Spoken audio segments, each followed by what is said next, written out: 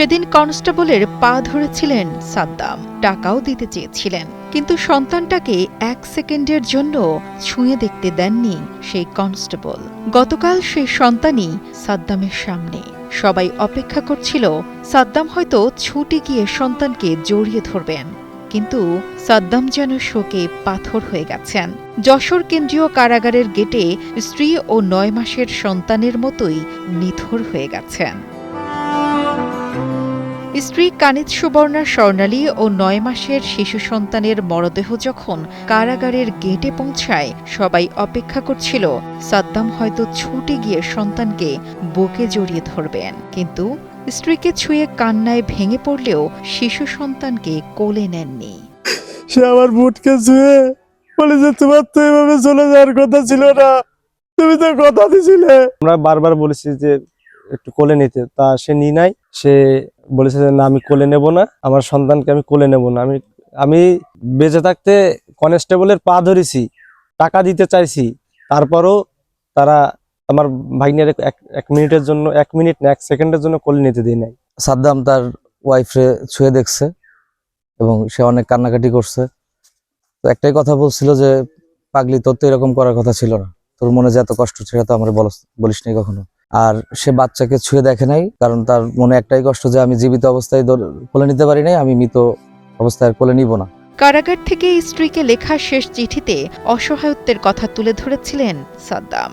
লিখেছিলেন, কারাগারের দেয়ালের কারণে নবজাতক সন্তানকে একবারও কোলে নিতে না পারার যন্ত্রণা তাকে প্রতিনিয়ত কুরে কুরে খাচ্ছে। পরিবারকে আগলে রাখতে না পারার বেদনা আর স্ত্রীকে একা রেখে যাওয়ার ভয়ে স্পষ্ট হয়ে ওঠে সেই লেখায়। যশোর ডিসি অফিসে আমি একজন লোক পাঠাইছিলাম। সেই ডিসি অফিস থেকে বলছে যে এটা বাগেরহাটের কেস, বাগেরহাটের বিষয়, এটা বাগেরহাট জেলা প্রশাসক যা বলবে সেটাই। ডিসি সাহেব লিখে দিছে যে জেলার সুপারের কাছে আপনার ওই কল দিতে। ওইখানে সিরাজুল সাহেব ওখানে কল দিল জেলার কাছে। উনি বললো যে ঠিক আছে, আমাদের কাভারেজ তো এইটুকু আছে, যদি আমাদের জেলার ভিতরে 9 থানার ভিতরে যে কোনো জায়গা থাকে আমরা এটাকে অ্যাকসেপ্ট করতে পারবো। কিন্তু তারপরে লাস্ট ফিনিশিংয়ে আমি সিরাজুল ভাইরে বললাম যে কোনো ওয়ে আছে কিনা, যেহেতু তার স্ত্রী এবং সন্তানের ব্যাপারটা, এটা তো সর্ব জায়গায় একটা মানবিক দিক।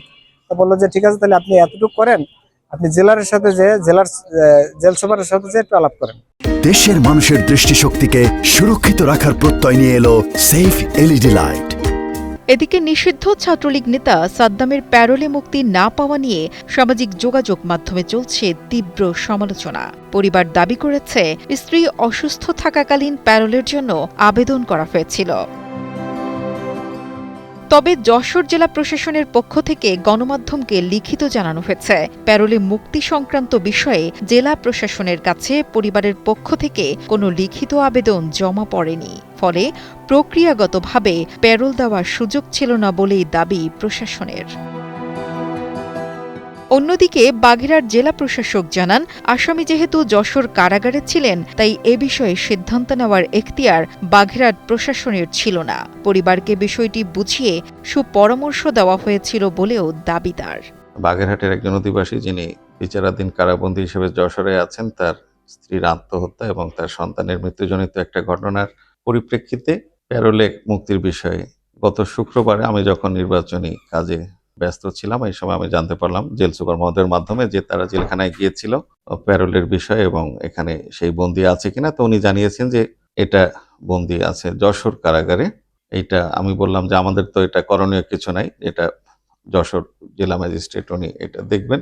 তো বিষয়টি প্রাথমিকভাবে তারা জেনেছে। পরবর্তীতে আমার বাংলোতে তারা একটা আবেদন আমি দিয়ে যায় এবং আমার সঙ্গে তাদের সরাসরি কথা হয়নি, কিন্তু আমার যে ব্যক্তিগত সহকারী তার সঙ্গে সিএ সাহেব, যিনি আমার, তার সাথে তাদের কথা হয়েছে এবং সিএ সাহেবও অভিজ্ঞতা থেকে এবং আমার সঙ্গে পরামর্শক্রমে বলেছে যে এটা আসলে জুরিসডিকশনটা যশোর জেলা ম্যাজিস্ট্রেটের। সে অনুযায়ী তাদেরকে ব্যবস্থা গ্রহণের জন্য আমরা অনুরোধ করেছি। তারাও সন্তুষ্ট চিত্তে কিন্তু ওই সময় চলে গিয়েছেন এবং জেল সুপার মহোদয় বা যশোর কারাগারকেও কিন্তু বিষয়টা আগাম জানিয়ে রেখেছে। তো পরবর্তী সময়ে তারা এই যশোরে আবেদনটা করেছে কি করেনি এ বিষয়ে আমাদের আর কোনো তথ্য পাওয়া যায়নি। তবে আজকে আমি যশোরের যে জেলা প্রশাসনের মিডিয়া সেল, সেখানে দেখলাম যে তারা বিভিন্ন সংবাদ মাধ্যমের উদ্ধৃতি দিয়ে জানাচ্ছেন যে তারা যশোর জেলা প্রশাসনে বা জেলা ম্যাজিস্ট্রেটের কাছেও মানে এই বিষয়ে কোনো আবেদন তারা প্যারোলের দেননি। তো আমাদের যে প্যারোল নীতিমালা আছে 2016 সালের, সেইখানে যে জুরিসডিকশনে বা যে জেলায় বন্দী কারান্তরীণ আছে সেই জেলা ম্যাজিস্ট্রেট কিন্তু এই প্যারোলের বিষয়ে তিনি ডিসিশন নেবেন, সিদ্ধান্ত দেবেন। তো আমাদের কাছে যেহেতু এই জুরিসডিকশনটি দেওয়ার বা নাই আমাদের কাছে তাকে প্যারোলে মুক্তি দেওয়ার, এই জন্য তাকে প্যারোলে মুক্তি দেওয়ার ক্ষমতা বা সাহায্য করার ক্ষমতা আমাদের ছিল না। তবে আমরা তাদেরকে সৎ পরামর্শ দিয়েছি। মুক্তি মেলেনি, মিলেছে শুধু শেষ দেখা।